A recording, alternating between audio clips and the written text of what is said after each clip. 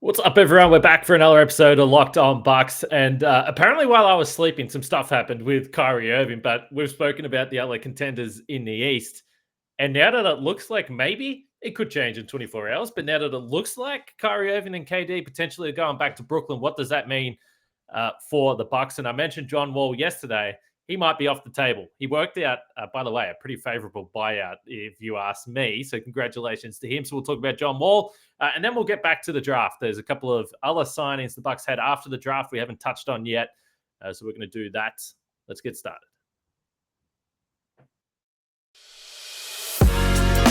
You are Locked On Bucks, your daily Milwaukee Bucks podcast, part of the Locked On Podcast Network, your team every day. Welcome to Locked On Bucks. I'm your host, Kane Pittman. You can see and hear me on this show Monday to Friday. Also find my work over at ESPN alongside me from the Bucks Radio Network, fresh off a long draft night show over there in Milwaukee. It is Justin Garcia. And of course, we thank you for making Locked On Bucks your first listen of every day or your first watch of every day. And particularly those that get really active in the YouTube comments. I think the longer we go on YouTube, the more subscribers we get, the more conversation there is. There's a few little friendly arguments. It's good stuff. But we love the interaction anyway. And I mentioned we're going to talk about Kyrie Irving, and you might be sitting back and thinking, well, why are you going to talk about Kyrie Irving on Locked On Bucks? But it really does. It matters for Milwaukee. What happened with the Brooklyn Nets and what happens with these other contenders in the Eastern Conference. And it's clearly not the first time we've spoken about the Brooklyn Nets and what appears to be a pretty messy situation and how it unraveled and how that really was good for the Bucks. But now I slept through it. So I woke up and the end result was looks like he's going to opt into his $37 million deal. He had some interesting stuff to say about that, as courageous move, I guess, to opt into $37 million. But if the Nets do come back into this season and miraculously Kyrie Irving's ready to play and miraculously Ben Simmons is ready to play and Kevin Durant can sort whatever differences he has with the franchise and he comes back to play, pretty good starting point for a contending team if they're together and ready to play.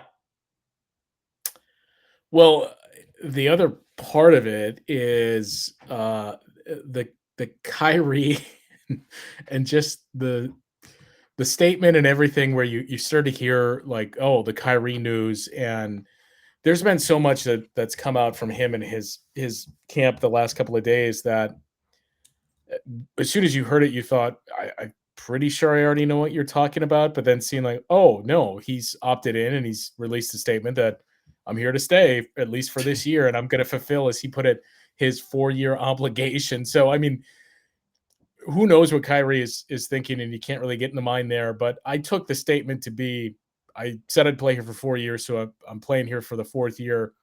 This is maybe it. They become really interesting next year because KD signed that extension when none of the other guys did, that he's going to be there and Ben Simmons is there, but they're potentially a big-time cap team next summer, which is a scary thought with Kevin Durant. Where it gets really interesting this offseason is, if Kyrie Irving left, the Bucks became, not that they're not an attractive destination already, having won a championship, but they became much more attractive because Miami is, I think it's pretty clear what they want to do. And Philadelphia has the tax or the mid-level exception to use.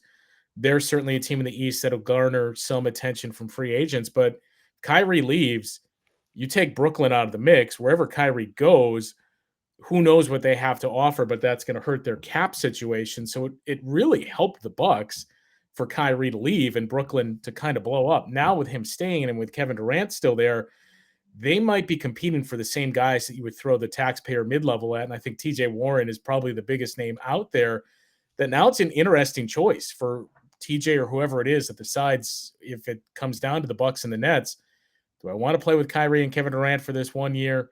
Do I want to play with Giannis in this group for this 1 year? That's the unfortunate part of Kyrie doing that. But it's a roster that I think we still like the Bucks makeup a lot more, but it's a really talented duo with those two. It's just a matter of, will it work out?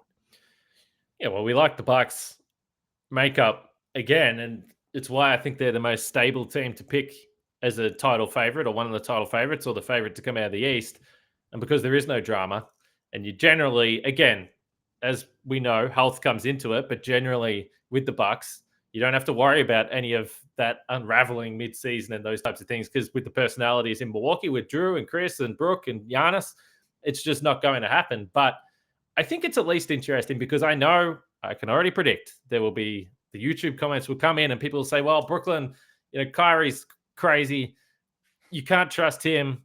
Ben Simmons won't even show up, all those types of comments. And I absolutely understand why people would feel that way. But part of me does look at it. And part of the reason why I didn't think that Kyrie ultimately was going to leave and he would end up opting in, unless there was some sort of sign and trade where he signed a extension that was worth his while, was because he already gave up a ton of money. This is a big payday here. I think most teams around the league would be saying, I don't know if I want to give you a 4-year extension based on what we've seen the last 3 or 4 seasons. So he kind of does have to, if he wants to, by the way, and if he doesn't want to play basketball, that's totally fine. But if he wants to play basketball beyond this season and he wants to sign another big deal, he probably has to show up and play and not have a repeat of last season or the season before and get that, I guess, for him, maybe the final big 3-4 year max deal that I'm sure that would be lovely for him. So I think there's real incentive for them to figure this out.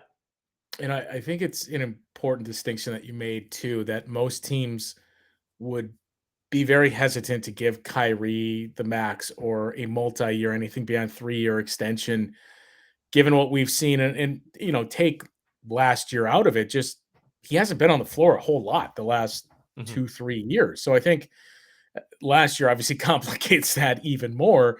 But most teams would say, well, I'll take Kyrie on this deal if it's a 1-year deal, and if it's part of he opts in and eventually gets moved.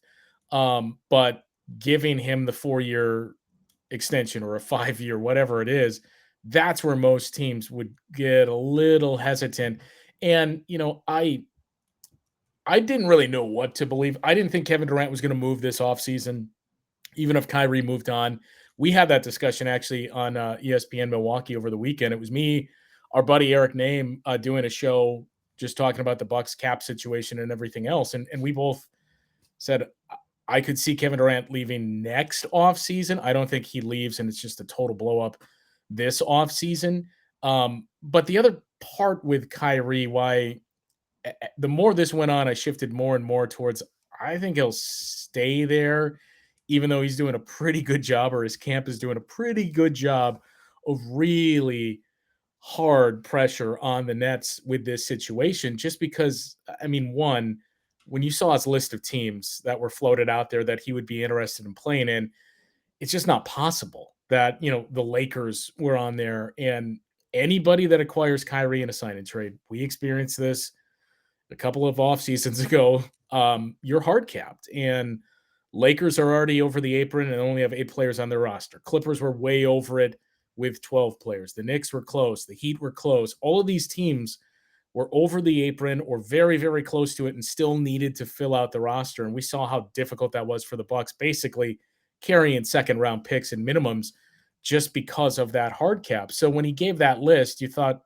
this is great, but there's no chance this really happens with these teams. And then it came down to, is Kyrie Irving going to opt out and sign? I mean, does he want to play for the Lakers? Great. But Kyrie Irving is not going to leave 34, 36, whatever the figure was this year, $1 million on the table and then sign for a $6 million taxpayer mid-level, even if there's the, hey, we'll give you a long-term deal next. Nobody's going to do that. So it just seemed to make more and more sense that he's going to go back to Brooklyn this season. But to me, it was just the statement that he released was the cherry on top, where it was very clearly Kyrie, and it gave you no sense of, okay, everything is fixed here in Brooklyn, that all the rumors of, man, things are kind of starting to fall apart here, and you're seeing a lot of finger pointing. When I look at his statement, it basically confirms that for me, that this is a 1-year forced marriage, and I think the blow up comes next offseason. And like I said, I understand why people will be skeptical. But to me, if you've got Kyrie, you got KD, and you got Ben Simmons, this is going to be a really good team if they're healthy and they all buy in and play. Which, if you're the Bucks, you probably there was probably other scenarios where the Nets could completely blow up and you wouldn't have to worry about them at all. So the Nets, again, right now, as of today, could change by tomorrow, could change by next week. To me, again, one of the teams that you have to watch. I mentioned John Wall, and I want to talk about him, but I also want to talk about one other player on the Nets. I got a little bit of interest in. But first, this episode is brought to you by Rock Auto. With the ever-increasing numbers of makes and models, it's impossible for your local chain auto parts store to stock all the parts you need. Why endure often pointless or seemingly intimidating questioning and wait while the person behind the counter orders the parts on their computer, choosing the only brand their warehouse happens to carry? They've only got one brand. They've only got one specification. It's no good for anyone. But if you go to rockauto.com, they've got an expansive catalog, which is actually really easy to utilize. It's easy to find what you want. You have all the different options, the different information there, different price levels for whatever may suit you as well. But it's going to be cheaper. You can save up to 30%, 50%, even 100% more for the same parts that you would from that chain store. So go explore that easy-to-use website and find the solution to your auto parts needs. All you have to do is write "Locked On" in there. How did you hear about us box so they know we sent you? Amazing selection, reliably low prices, all the parts your car will ever need. rockauto.com. All right, I'm not trying to turn people away from the podcast. I mentioned Dante Exum as a free agent possibility on yesterday's podcast. Honestly, I'd say the reaction was 50-50.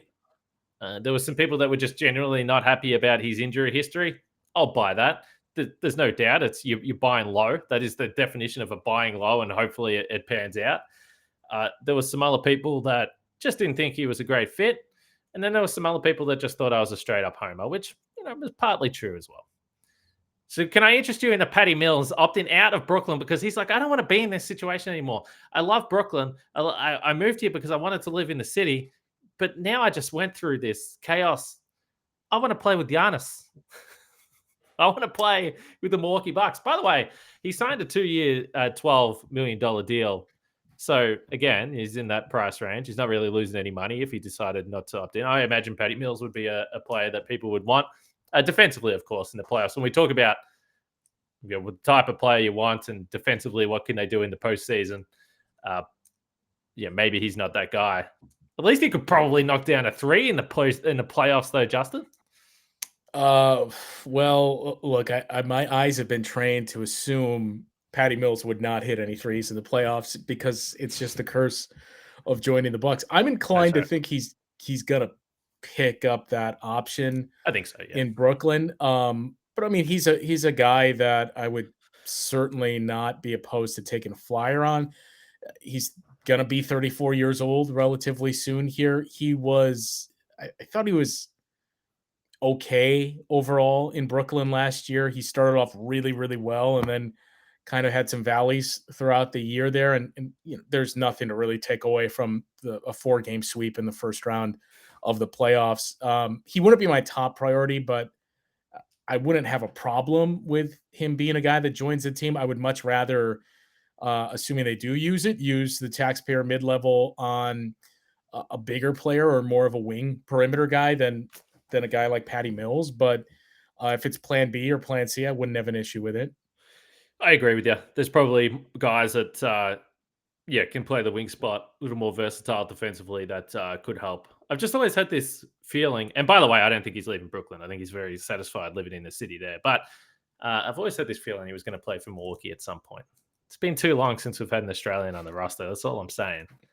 But one guy I mentioned yesterday was John Wall. It wasn't even that much interest for me. It was just I knew that it was a name that was going to pop up eventually. And my suspicion was correct based on what I saw in the YouTube comments that there would be enough fans out there that would talk themselves into the idea of having John Wall. And I get it. The reality is he just hasn't played a lot at all over the last 3 to 4 seasons. He was bought out. So he had a $47 million deal for this season.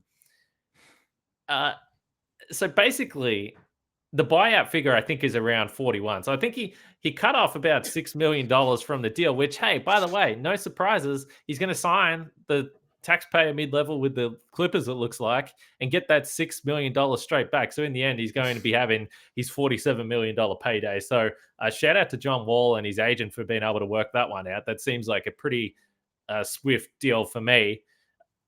I don't know. Again, like this is a signing. If the Bucks had to sign John Wall, I could easily talk myself into the idea that this guy would be very handy as a backup guard. And but there will be some people that say that he wouldn't play backup. He would start next to Drew. Whatever.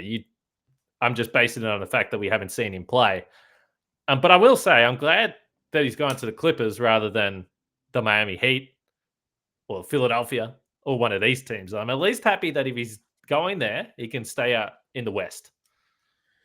Yeah, he was very intriguing to me. I didn't think he was a great fit for the Bucks. I wouldn't have turned him down, but I think his skill set it isn't really what the Bucks need. But I don't think it's a bad move for the Clippers. I think John Wall is going to be pretty good. Not like he's an all-star, but I think he's going to make an impact for the Clippers or wherever it was that he went. I mean, I think it's something like 100 games that he's played, or just over 100 since he signed that massive deal.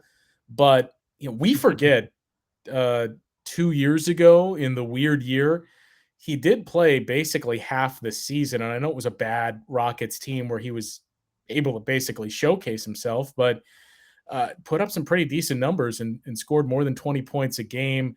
The field goal percentage and 3-point percentage was okay.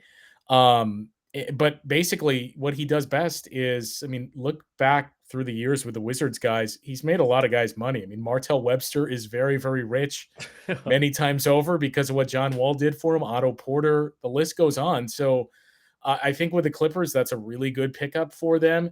With the Bucks, like we kind of said before, I think you would look to more defense and scoring, what you would want from that, more so than just a guy that can get to the basket at times, but is primarily going to be a really good distributor at this point.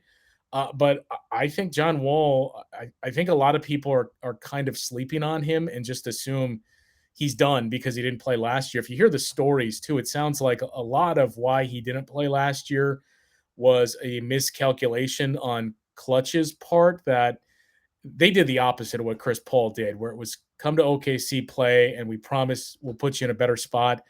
They thought we'll just do the opposite here, and it kind of torpedoed any value that John Wall had. So I think that's kind of why there's a lot of negative vibes with John Wall. But I think, we're just basing this off the videos that we've seen, and just like every other player this time of year, him being in the best shape of his life. But I think he can still play and at least be a very, very good backup in this league. Yeah, it would be interesting to see. There was some comparisons made to, what Al Horford was able to do. And by the way, I do, and Horford was great this season. I probably suspect that John Wall might have a little bit more left in the tank than maybe what Al Horford does. They play different roles, but we'll see. But yeah, maybe the year off has him in a good position. But I can certainly understand why the Clippers or why other contending teams are interested in a player like that, because I think the quality is pretty rare that you're going to be able to get him for that price point there. I want to ask you about the draft. I haven't really spoke to you about the draft since it all went down. As I said, you were on radio for about 4 hours straight, I think you told me. So we'll talk about the draft after I talk about betonline.net, which is number one source for all your betting needs and sports info. You can find all the latest sports developments, league reviews, and news, including the Major League Baseball that's going on right now. NFL futures, you can see on the website as well. BetOnline is your continued source for all your sports wagering information, including live betting, esports, and scores. And I've got the NBA regular season MVP 2022-23 odds here. Who do you think's the favorite? You might know. Are you saying it's Giannis? No, it's not, but it probably should be. But I guess you get the bump because he's won 2 MVPs.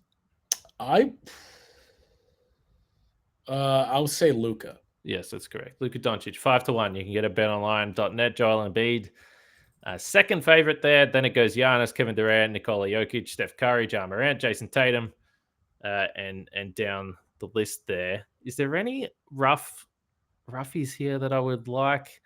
I don't think so. I wouldn't be buying Zion Williamson at 33-1.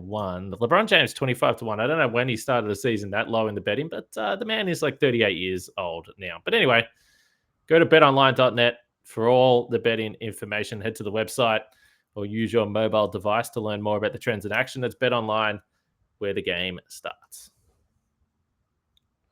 All right, the draft. I've spoken about it. What did you think? Whether it was pick 24, whether it was the fact they still reportedly, I had to double check all the social media, but I haven't got nothing in my inbox about anything official about the trade there with pick 58. Have I missed something there? I haven't seen anything.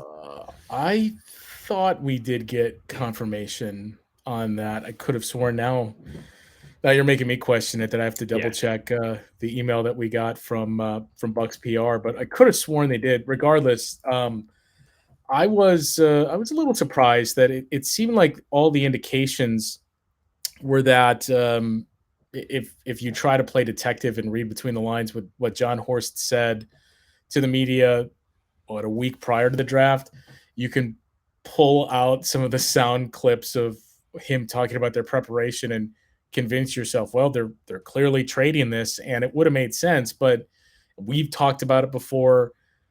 Sooner or later, you have to get some type of value with a draft pick. And I know John Horst gave a pretty good answer too about using the word value with draft picks. And like, look, we've found value in other ways, that we've turned those second round picks into trades. And obviously the Drew Holiday trade, that's still technically us using the draft to find players, which is true. But at some point you got to find a young guy that you can develop and is controllable and cheap for contract with how expensive and old this team is getting.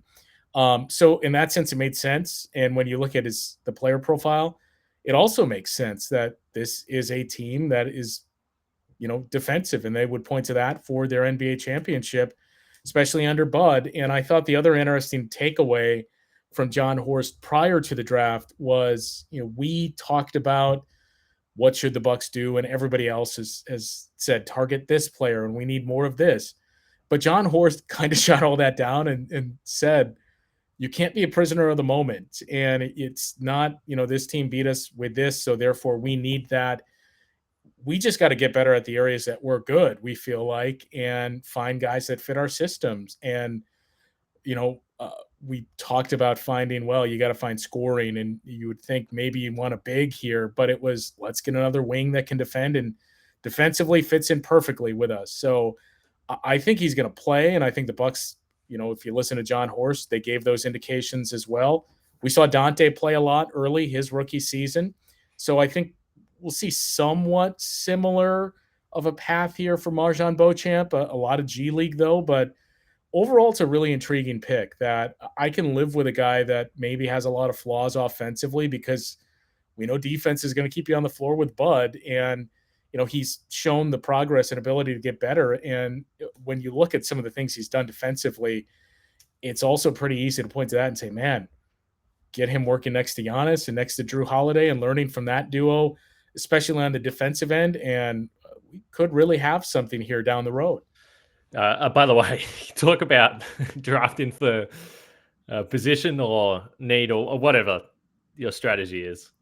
I was definitely starting to sit forward in my couch a little bit after everything I've said about the Bucks not drafting Walker Kessler when he was still there, and it got to pick 21, pick 22. I think he went 22 in the end, or it might have been 21. I was around that mark. I was like, oh my goodness, they're going to draft him, and I'll be very positive.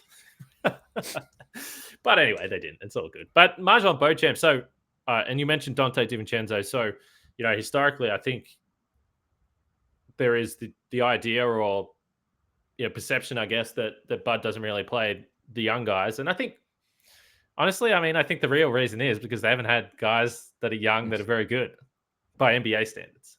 And certainly they weren't up to it defensively. So the guy that I always point back to is Dante.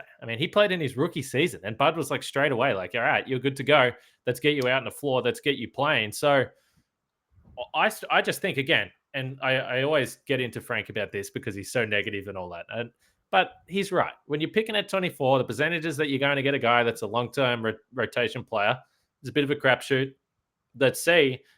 But I like that if you're going to draft someone in those areas, pick someone that you feel comfortable is going to work his ass off, which everything that you see, everything you hear, Marjan Beauchamp is going to do that. And someone that already has the defensive chops that you think can go out and play defensively right away, because then I think you're giving yourself the best chance to have someone develop into a player. So there's no guarantee to work, but I like the theory. Yeah, and I think that the defense for me is the big part because it's going to keep you on the floor or at least get you on the floor early, Yes. especially with Bud. And when you have a two-time MVP and a guy like Chris Middleton and Drew Holiday, you can live with, I'm not saying it's ideal, but you can live with offensive deficiencies because you're getting the offense in those spots. You just need to be able to stay on the floor defensively. And that, think back to the playoffs in series the Bucks didn't play in if you watched it. And most of what you would nitpick is this guy can't stay on the floor defensively. So that, to me, kind of the starting point is you can stay on the floor on defense, you work on the offense, and even, if it doesn't come along, it means your minutes are limited. But if you're a problem and a sieve defensively, that's where it becomes an issue that, man, it's just tough to find playing time. And I think, the first thing you said too is a good point of we talk about, the lack of development here with this team, but Dante's really been the only guy under Bud. That DJ Wilson was there overlapping Bud, but DJ Wilson was not at that level that Dante was. And we all joke about it too. Dante was literally the first player off the bench for the Bucks as a rookie. And we saw how much he played until the injuries ended that season and then the playoff run. So if you are a Simon Sure and can play defense, you're going to play under Bud. Yeah, DJ Wilson, he had that one defensive possession that went viral. And he set everyone's dreams into craziness. DJ, it was basically like a 3-game stretch where he had that defensive possession against the Pistons. He had a pretty good defensive possession or two against Anthony Davis as well, that he was riding high for about 3 days. He was. Ersan just didn't have enough nose breaks to keep him in the rotation. He came back with the mask, taking charges. There are a couple other names, and this was post-draft. I think we'll zip through these pretty quickly. Mostly I don't know a lot about them, but AJ Green, and there's conflicting reports. This happens all the time in the post-draft. So I think Woj said that AJ Green from Northern Iowa was a two-way guy. Yeah. Well, someone, I'm sure the listeners may have heard something. I haven't seen a lot about that, but anyway, AJ Green can really shoot the ball. He's 38% from three in college on 7.7 attempts per game, so a high volume shooter. And the other name that came up, you knew a little bit more about Justin. Maybe it's best for you to fill us in. But AJ Green, by the way, kind of seems like Sam Merrill 2.0. And I should mention, it was official in their press release. I could have sworn the Marjan Beauchamp that the Bucks did acquire the rights to Hugo Beason for cash. So the Bucks have made it official. But yeah, other player. Let's get a tweet out in the world. Then can we get a tweet up for Hugo? Talk to Eric or Dan on that one. No, the other one, I don't know much about this player or really any player that didn't play for Wisconsin, Marquette, Milwaukee, or Arizona. But Iverson Molinar, I think, is how you pronounce the last name. I know one of the guys I know that works for Fox on their college side and does some of their scouting. I was, bouncing some names off him leading up to the draft, and just names that you would associate with the Bucks, and he was kind of meh on all of them, including Marjan Beauchamp. But said in fairness, I only saw him when he was very, very young and maybe immature, so I haven't seen him since.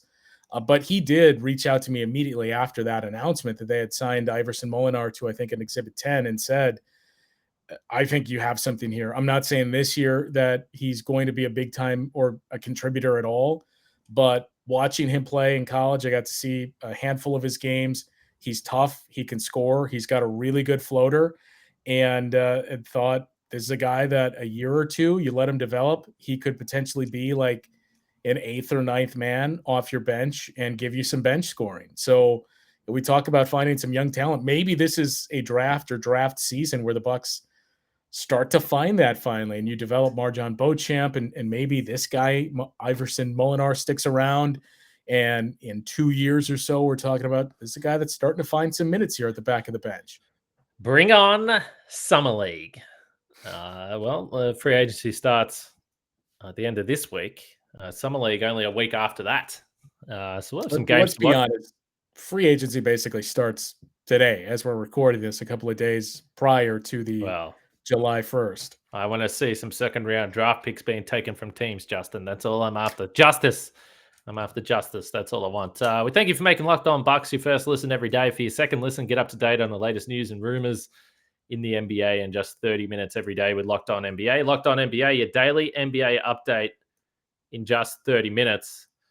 And by the way, let me give credit where credit's due here. As we're recording, I did get a DM from, as I pull it up here, Camby. I don't know what the handle is. The handle's at Glue Eater, so interesting. But Camby brings up an interesting point, which I did mean to bring up with the John Wall stuff. So if they use the taxpayer MLE on John Wall, a guy that we spoke about on our free agent target list, Isaiah Hartenstein, potentially. Again, I think, I don't know. I mean, for me, if the Bucks are using that taxpayer MLE, I would probably want to get a guard or a wing more than a backup big man. Seems like you're allocating significant funds to a guy that I think is good, by the way. I think he's a good player, but I just think there's a better use of the allocation of funds assuming you bring back Bobby Portis, you got Giannis, you got Brook. I'm not sure that that's the path I would be going down, but he would be nice to have on the roster. He's a nice, solid player. Kevin Harlan loves saying his name. I really like Hartenstein as well, and thought you saw a lot of progress from him this past season. He can play on the perimeter a little bit, and is obviously a good defender and has the size, but it's not like what's a better comparison, like the NFL, where you have here's our quarterback waiting in the wings. You're not necessarily going to do that. You're saying the Bucks don't need that Jordan Love. I don't want to trigger anyone, by the way. I'm just saying. You just did. I mean, that's not necessarily how it's going to work out, that you have to start thinking about life after Brook, but that doesn't mean you carry the guy now. And if they were to add a big, to me, you do that if Bobby Portis leaves. That I think, assuming you're healthy, you're pretty comfortable with Brook, Bobby, Giannis in that front court, and you can always find somebody else to plug in there. You can play smaller, and if Marjon Beauchamp starts to get more and more minutes with his size, you can play him and Chris and Giannis in that front court. So to me, the pressing need for big is obviously once you get to the offseason, and who knows what happens with Brook in the final year of his contract. But if Bobby Portis leaves, other than that, I think the perimeter is more important, to your point. Now, it's going to be interesting. It starts this week, so we'll probably talk about it a little bit more as the week goes on. By the way, I had someone ask if we're doing a movie review for Rise, the Giannis movie. I haven't watched it yet. I might try and watch it in the next couple of nights here, and I'm sure we'll discuss. So we'll get to that as well as we lead into free agency. But let's wrap it up. For Justin, myself, catch you guys tomorrow.